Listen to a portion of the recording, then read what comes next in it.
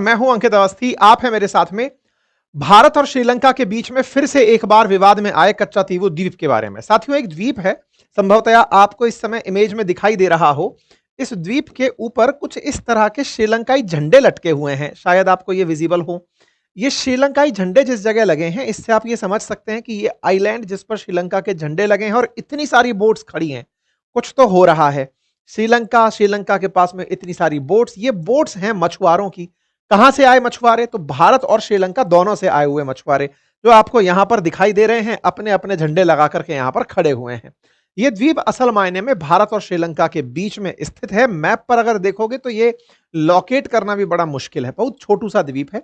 भारत और श्रीलंका के बीच में जो जलधारा है, इसको पाक स्ट्रेट कहते हैं। इस पाक स्ट्रेट के अंदर ये यहां पर स्थित एक द्वीप है। ये द्वीप कच्चातीवू के नाम से जाना जाता है। इसे लेकर भारत और श्रीलंका के बीच में विवाद रहा है। चैनल पर नए हैं तो चैनल को सब्सक्राइब कर लें, बाकी अपनी राय कमेंट बॉक्स में खुलकर रखें। गुजारिश बस यही रहेगी कि आप जितना संभव हो अपने साथियों के साथ इस सेशन को साझा करें। इतनी एनर्जी आपके साथ खर्च करते हैं, उसके रिवार्ड में ना तो कोई लाइक मिलता है, ना शेयर मिलता है, ना सब्सक्राइब मिलता है। मोटिवेशन अगर किल कर दोगे बॉस, तो फिर यार इतनी मेहनत करने का मन नहीं करेगा। मर्जी आपकी है। चलिए उस विवाद को आज हम समझेंगे, क्योंकि भारत में श्रीलंका की प्रधानमंत्री आई हुई हैं। 16 तारीख से 18 तारीख तक का उनका विजिट है। कल तक वो यहां रहने वाली हैं, और जब वो यहां आई हैं तो भारत के गणमान्य लोगों से उनकी मुलाकात हो रही है। ऐसे में तमिलनाडु के मुख्यमंत्री जो स्टालिन हैं, उन्होंने सरकार से डिमांड की है, भारत सरकार से, कि वो कच्चातीवू द्वीप को लेकर के श्रीलंका से बातचीत करे और इस द्वीप को वापस ले। जब मैं ये लाइन बोलता हूं वापस ले, तो एक सवाल दिमाग में आता है कि क्या पहले भारत के पास ही था क्या? इसका जवाब है जी हां। 1974 तक ये भारत के पास था, उसके बाद से ये श्रीलंका के पास है। तो भारत से श्रीलंका जाने की इसकी यात्रा अपने आप में आज के सेशन में हम समझेंगे। जानेंगे कि तमिलनाडु जिस द्वीप को मांग रहा है, जो भारत का ही हिस्सा था, वो आफ्टर ऑल श्रीलंका गया कैसे?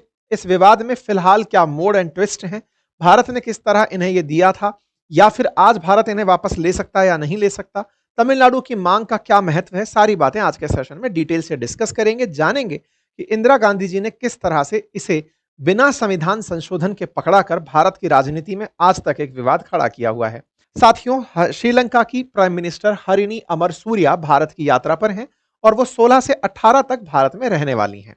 भारत में उनके आगमन पर 16 तारीख को उनका वेलकम हुआ। विदेश मंत्री और प्रधानमंत्री से आपकी मुलाकात होनी है। कुछ तस्वीरें विदेश मंत्रालय की तरफ से जारी की गई। मीडिया सेंटर के माध्यम से बताया गया कि आप यहां आकर के कुछ महत्वपूर्ण कार्यों को पार्टिसिपेट करेंगी, जैसे एनडीटीवी की एक वर्ल्ड समिट हो रही है, आप उसमें पार्टिसिपेट करेंगी। इसके अलावा चिंतन रिसर्च फाउंडेशन दिल्ली के अंदर है, आप उसके अंदर शामिल होंगी। आप चूंकि वहां की एजुकेशन मिनिस्टर हैं, इसलिए आप आईआईटी दिल्ली की विजिट पर भी जाएंगी, नीति आयोग की विजिट पर भी जाएंगी। इसके साथ साथ आप द हिंदू कॉलेज भी जाएंगी, क्योंकि भारत में रहते हुए आपने दिल्ली यूनिवर्सिटी के द हिंदू से 3 साल के तक की मतलब ग्रेजुएशन की डिग्री ली है, तो आप अपने कॉलेज भी जाएंगी। तो इस तरह की बातें पहले से ही डिक्लेयर हो चुकी थी। विदेश मंत्री से आपकी मुलाकात होती है, और उसके बाद आप पहुंचती हैं हिंदू कॉलेज में, जहां से आपने कभी पढ़ाई की थी। तो अपने कॉलेज में पहुंच करके फिलहाल अपने टीचर्स से, वहां पढ़ रहे बच्चों से आपने मुलाकातें की, और वहां जाकर उन्होंने कहा कि दोनों देशों के बीच में हमेशा घर दफ्तर देशों के बीच में पुल बनवाएं, दीवारें नहीं। और अपने कॉलेज में आकर इन्हें बड़ा अच्छा लगा। इस तरह से इन्होंने अपनी बातें कही। अपनी तरफ से अपने कॉलेज में वापस आकर, जहां से आप पढ़ी हो, आज श्रीलंका में जाकर प्रधानमंत्री बनी हो, तो निश्चित ही ये अपने आप में एक बड़ी उपलब्धि होती है। कॉलेज पहुंचना हर विद्यार्थी के लिए बहुत ही गौरव का क्षण होता है। जब आप जहां से पढ़े हैं और कुछ बन करके अपने कॉलेज लौटते हैं, तो अपने गुरुओं के प्रति और अपने कॉलेज के प्रति मन में एक भाव होती है, एक श्रद्धा होती है। ऐसा लगता है कि हाँ, हमने कुछ सिग्निफिकेंट किया है अपने उस क्षेत्र के लिए जहां से हम निकल कर गए थे। तो आपने दिल्ली यूनिवर्सिटी से सोशियोलॉजी में ग्रेजुएशन किया था वर्ष 1994 में। वर्ष 2019 में आप राजनीति में एंट्री करती हैं, और साथ में 2020 में पहली बार सांसद बन के 2024 के सितंबर में आप अंतरिम प्रधानमंत्री के रूप में शपथ लेती हैं। आपकी यहाँ पर कुछ तस्वीरें हैं जिन्हें आप देख सकते हैं। इसके साथ साथ ही फिर चर्चाएं आगे निकलती हैं कि आप honourable prime minister of Sri Lanka जो है वो नीति आयोग की विजिट करेंगी। इसी बीच में जो मुख्यमंत्री ऑफ तमिलनाडु हैं, उनकी तरफ से कच्चातीवू द्वीप को वापस लेने को लेकर के प्रधानमंत्री को एक पत्र लिखा जाता है, और कहा जाता है कि प्रधानमंत्री जी, आप इस द्वीप को, ये चूंकि आई हैं, इनसे कहकर के वापस ले लीजिए। 1974 के अंदर बिना राज्य सरकार की अनुमति की प्रक्रिया के इसे श्रीलंका को सौंप दिया गया था। आज श्रीलंका के मछुआरे बड़े परेशान हैं, और इस जगह को वो वापस चाहते हैं, क्योंकि वो लगातार मुश्किलों का सामना कर रहे हैं। स्टालिन साहब ने अपना लेटर लिखा, उसे ट्वीट के माध्यम से भी बताया कि उन्होंने क्या लिखा है। साथ ही साथ में उनके पत्र की हाइलाइट्स भी बाहर निकल करके आई कि श्रीलंका को ये जो द्वीप है ये तमिलनाडु को पूछ करके ही दे दिया गया, बिना पूछ करके ही दिया गया था। इसके साथ साथ कुछ पुरानी क्लिप्स भी हमें निकल करके मिली जिसमें इनके पुराने ट्वीट्स, जब जब मछुआरों को पकड़ा गया, जो तमिलनाडु के मछुआरे थे और जो कच्चा द्वीपों में पकड़े गए, तो श्रीलंका के नेवी के द्वारा, तो उसके लिए उनको छुड़वाने के लिए आपने जब जब भी ट्वीट्स किए हैं उनकी सारी की सारी जानकारी आज भी सोशल मीडिया पर उपलब्ध है कि तमिलनाडु लगातार इस बारे में मांग कर रहा है कि हाँ भाई, कच्छातीवु जब भी भारत के मछुआरे जाते हैं श्रीलंका वाले इन्हें गिरफ्तार कर लेते हैं। ये तो हुआ एक पक्ष। लेकिन दूसरा पक्ष ये है कि तमिलनाडु में जो सरकार है स्टालिन की, ये डीएमके सरकार है और डीएमके सरकार कांग्रेस की सहयोगी पार्टी है। केंद्र में कांग्रेस को या फिर कहिए तो इंडिया गठबंधन की सहयोगी पार्टी है। ये द्वीप जब दिया गया था उस समय पर दिल्ली में इंदिरा गांधी जी की जब सरकार थी, तब कहा जाता है कि उस समय डीएमके का समर्थन था इंदिरा गांधी जी को और उस समय पर यह द्वीप श्रीलंका को दिया गया था। आज वही पार्टी सत्ता में है, लेकिन वो आज केंद्र सरकार से इसकी मांग करती है कि आप इस द्वीप को वापस लाइए। तो बार बार जो यहाँ की विपक्षी पार्टियां हैं, चाहे वो एआईडीएमके हो या फिर बीजेपी तमिलनाडु के अंदर सक्रिय रूप से हो या केंद्र के अंदर जो एनडीए है, वो इस बात के रिप्लाई में पहले ये जरूर कहती है कि ये कांग्रेस के काल में दिया गया था और आपने इस चीज की सहमति दी थी, तो मांग हमसे किस आधार पर करते हो। खैर, फिलहाल पार्टियों का शासन है, इसका मतलब नहीं है कि देश किसी और का हो जाएगा, देश सबका है। ऐसे में केंद्र से तो निश्चित ही मांग की जाएगी अगर हमारे देश के मछुआरे वहां परेशान होते हैं। ऐसे में केंद्र सरकार से हमेशा इस द्वीप पर गए हुए मछुआरों को लेकर राज्य सरकारें मांग करती रही हैं, फिर चाहे वो एआईडीएमके की सरकार रही हो या फिर डीएमके की सरकार रही हो। अब थोड़ा कच्चा द्वीपों का इतिहास जान लेते हैं। असल मायने में ये 285 एकड़ में बसा हुआ एक छोटा सा द्वीप है। रामेश्वरम से करीब 30 किलोमीटर की दूरी पर है। 17वीं शताब्दी के अंदर मदुरई के एक राजा हुआ करते थे रामनद, उनके जमींदारी कंट्रोल में ये आया करता था। उस दौर में यहां पर एक चर्च का निर्माण भी किया गया था और हजारों लोग इस चर्च में अपनी प्रार्थना करने के लिए जाया करते थे। तमिलनाडु और जाफना दोनों तरफ से मछुआरे जब इस क्षेत्र में मछली पकड़ने आते थे तो यहीं रुका करते थे। ये एक चर्च है जहां पर लोग आपको दिखाई दे रहे हैं। ब्रिटिश शासन के दौरान ये मद्रास प्रेसिडेंसी की स्थापना हुई तो ये द्वीप अंग्रेजों के अधीन चला गया और 1921 में, चूंकि अंग्रेजों के पास में श्रीलंका भी था और श्रीलंका उस समय सीलोन के नाम से जाना जाता था, तो उस समय पर यह वाला जो द्वीप है ये अंग्रेजों के कंट्रोल में था। अंग्रेजों ने इस द्वीप को सीलोन के खाते में लिख दिया, यानी कि श्रीलंका के खाते में लिख दिया। बस तब से यह सारा मामला शुरू हो गया। चूंकि भारत के राजा का ऐतिहासिक रूप से था, अंग्रेजों ने इसे श्रीलंका के पक्ष में लिख दिया, इसलिए जब देश विभाजित हुआ तो भारत ने इसे वापस क्लेम किया, क्योंकि मद्रास प्रेसिडेंसी भारत के साथ थी।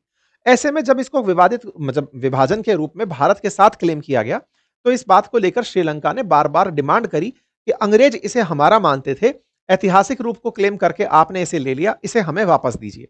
1974 तक यह विवाद चलता रहा। 1947 में सरकारी दस्तावेजों के हिसाब से इसे हमने अपने साथ रखा, लेकिन 1974 में इंदिरा गांधी जी ने इसे श्रीलंका को सौंप दिया। यहां पर इसको लेकर के 2 बार मामले भी बैठे, बैठकें भी हुई, 26 जून को कोलंबो में और 28 जून को दिल्ली में, और India Sri Lanka maritime boundary agreement के आधार पर इस द्वीप को उठाकर श्रीलंका को सौंप दिया गया। मुसीबत क्या हुई कि इस द्वीप को सौंपते समय कोई भी संविधान संशोधन नहीं किया गया। बस इतना कहा गया कि सरकार इसे विवादित जमीन मानते हुए श्रीलंका को सौंपती है। इस पर समझौते में यह बात मेंशन की गई कि भारतीय मछुआरे यहां पर जा सकेंगे, मछली पकड़ने का काम कर सकेंगे या नहीं, यह वाली बात पर कुछ भी नहीं कहा गया। भारतीय मछुआरे बस यहां जाकर जाल सुखा सकेंगे और आराम कर सकेंगे, बस इसलिए इस द्वीप का इस्तेमाल हो सकेगा। लेकिन यहां पर अगर चर्च में जाना होगा तो उन्हें बिना वीजा के ही परमिशन मिल जाएगी। इस तरह से एक एग्रीमेंट साइन हुआ जिसकी ये लाइनें हैं। Article 5 of 1974 agreement provides that subject to the foregoing Indian fisheries and pilgrim will enjoy access to visit Kachativu as Hitato will not be required by Sri Lanka to obtain travel document or visas for these purposes। आराम करने के लिए यहां जाने की इजाजत दे दी गई कि आप जाइए, लेकिन मछली नहीं पकड़ पाएंगे। भारत सरकार इस कदम से पीछे नहीं हटी। इसके पीछे का एक बड़ा कारण बताया जाता है कि श्रीलंका में दुनिया की पहली महिला प्रधानमंत्री बनी थी उस समय श्रीमा बंडार नाइक, और श्रीमा बंडार नाइक और इंदिरा गांधी जी में बढ़िया मित्रता थी। दोनों महिलाएं थी और दोनों ही अपनी दृढ़ इरादों के लिए और एक तरह से आयरन लेडी के रूप में रिकॉग्नाइज किया जाता था। उस समय यह कहा जाता था कि जिस तरह भारत में इंदिरा गांधी जी ने इमरजेंसी लगाई, ऐसे ही बंडार नाइक भी लगाएंगी, और हुआ भी ये। बंडार नाइक ने जाते हुए 1980 में अपने बेटे के साथ मिलकर के इमरजेंसी का उपयोग किया श्रीलंका में। इसलिए श्रीलंका में यह लाइन बोली जाती थी कि पहले भारत उसके बाद श्रीलंका, यानी कि जो भारत में हुआ वैसा अब श्रीलंका में भी होगा। इसलिए भंडार नाइक को अब हटाया जाना चाहिए, क्योंकि भारत में इंदिरा सरकार हटी है तो अब इन भंडार नाइक सरकार श्रीलंका से भी हटनी चाहिए। कुल मिलाकर के दोनों की मित्रता के चलते जो बॉन्डिंग थी भारत और श्रीलंका के बीच में, कहा जाता है कि उसके तहत इन्हें बिना किसी संविधान संशोधन के ये दे दिया गया। अब बड़ा सवाल है, जब बिना संशोधन के दे दिया गया तो क्या इसको लेकर कोई विवाद नहीं हुआ? सुप्रीम कोर्ट में भी इसकी याचिकाएं दायर हुई। लास्ट में अभी मैं इसका अपडेट सारा दूंगा, लेकिन सीधा लास्ट में पहुंचकर कहूं तो इसमें सरकार तक ने यह बात बोल दी कि अब उसे लेना बहुत मुश्किल है, उसके लिए हमें युद्ध करना होगा। अब इस बीच की कहानी को फिर से हम आपके साथ में साझा कर लेते हैं। समझौते हुए, समझौतों में यह कहा गया कि भारतीय मछुआरे जो हैं वो श्रीलंका के एक्सक्लूसिव इकोनॉमिक जोन में नहीं जाएंगे। एक्सक्लूसिव इकोनॉमिक जोन में नहीं जाएंगे से क्या मतलब है कि पानी से जो 200 नॉटिकल माइल तक का एरिया है ना, उधर तक श्रीलंका में मछली पकड़ने भारत के मछुआरे नहीं जाएंगे। तो फिर कच्छा तीव्र द्वीप क्या केवल आराम करने जाएंगे? इस बात को लेकर के खूब विवाद हुआ। तमिलनाडु की विधानसभा में भी प्रस्ताव पारित करके सरकार के पास भेजा गया कि साहब आपने हमारा क्षेत्र कैसे किसी को दे दिया। इस बीच में श्रीलंका के साथ में कुछ ज्यादा मसला था नहीं, क्योंकि 2009 तक खुद श्रीलंका लिट्टे से जूझ रहा था, इसलिए कच्चा तीवू का उपयोग बढ़िया से हो रहा था। धीरे धीरे लिट्टे का जब खात्मा हुआ, उसके बाद में इस जगह पर श्रीलंकन नेवी ने अपना बहुत ज्यादा प्रभाव डालना शुरू किया। श्रीलंका नेवी ने इस क्षेत्र में आने जाने वाले लोगों पर रोक लगाना शुरू किया। बीच बीच में तमिलनाडु सरकार की तरफ से सरकार को लिख करके कि साहब अपना एरिया वापस लीजिए, क्योंकि नेवी परेशान कर रही है। इधर की तरफ से सरकार की तरफ से अटॉर्नी जनरल मुकुल रोहतगी ने कहा, सरकार की तरफ से दलील देते हुए कोर्ट के अंदर, कि अब तो इसे लेने के लिए हमें युद्ध ही लड़ना पड़ेगा, क्योंकि तत्कालीन प्रधानमंत्री के द्वारा उस समय इसको पुरानी तरीके से दिया जा चुका है। इस बीच में राजनीति तब और गरमाई जब भारत विरोधी पार्टियों ने श्रीलंका में शासन किया। उनमें से एक तत्कालीन प्रधानमंत्री रानिल विक्रमसिंघे थे। उनका एक विवाद काफी गहराया, जिसमें उन्होंने टीवी चैनल पर बयान देते हुए यह कह दिया कि अगर भारतीय मछुआरे इस एरिया में आएंगे तो उन्हें गोली मार दी जाएगी। यह बात काफी ज्यादा विवाद में आई। भारतीय विदेश मंत्री की यात्रा से पहले ऐसा बयान आया था। इस बात को लेकर के खूब बवाल कटा कि भाई भारतीय मछुआरों को इस तरह से गोली मारने तक की नौबत आ गई है। इस बात को लेकर के स्टालिन लगातार भारत के प्रधानमंत्री, विदेश मंत्री, जब जब हमारे बीच में श्रीलंका से वार्ता हुई है तो तमिलनाडु की तरफ से हमेशा एक पत्र आया है कि साहब केंद्र सरकार से रिक्वेस्ट है कि विदेश मामलों में वो श्रीलंका के सामने इस बात को रखे। लेकिन कच्चा तीवू द्वीप को लेकर के भारत सरकार किसी भी प्रकार से अभी तक कोई सॉल्यूशन तक नहीं पहुंच पाई है। बार बार एक ही लाइन बोला जाता है कि ज्वाइंट वर्किंग ग्रुप जो है इस पर काम कर रहा है।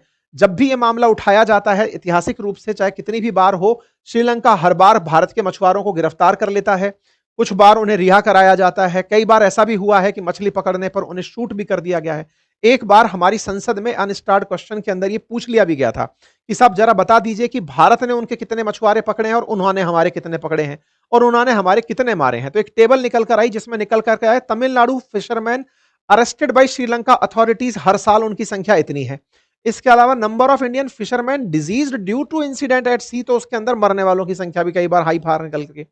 भारत ने उनके कितने गिरफ्तार किए, उनके नंबर बहुत ही कम है। इसका मतलब श्रीलंका भारतीय मछुआरों को गिरफ्तार करता है। अब बड़ा सवाल यह है साहब ये मछुआरे आफ्टर ऑल जाते ही क्यों हैं वहां पे? क्योंकि ये पूरा की पूरा क्षेत्र जो खाड़ी वाला है, इसमें मछलियां बहुत हैं, समुद्री संसाधन बहुत हैं, और ऐसे में समुद्री की संसाधनों को प्राप्त करने के लिए तमिलनाडु से बड़ी मात्रा में मछुआरे उधर जाते हैं और उनके पास में पकड़ने के ट्रॉलर्स भी बड़े हैं, श्रीलंका से बड़े ट्रॉलर्स हैं, तो वहां से पकड़ पकड़ कर मछलियां लेकर आते हैं। तो सी फूड का अपना एक बाजार है और इसके चलते ये सारा मामला होता है।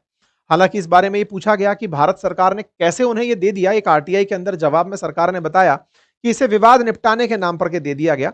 इस बात को लेकर के राजनीति खूब हुई। भारत केवल एक ही बात बोलता है कि we are in regular conversation. कुल मिलाकर कच्चा तीवू द्वीप का जो विवाद है, ये भारत सरकार ने एक तरह से अपनी तरफ से भलमनसाहत में दे दिया था। वापस लेने के नाम पर चूंकि दूसरा देश उस पर क्लेम करता है, भारत ने उसको अच्छाई की धारणा के तहत दिया था। अब चूंकि वहां से फिशरमैन्स को बहुत दिक्कत होती है, सरकार से क्लेम तो करवाने की कहा जाता है, लेकिन उस पर कुछ होता नहीं है। रेगुलर कन्वर्सेशन ही एक जवाब के रूप में मिलता है। उम्मीद है आप सभी साथियों को कच्चा तीवू द्वीप का जो मसला है वो समझ आया होगा।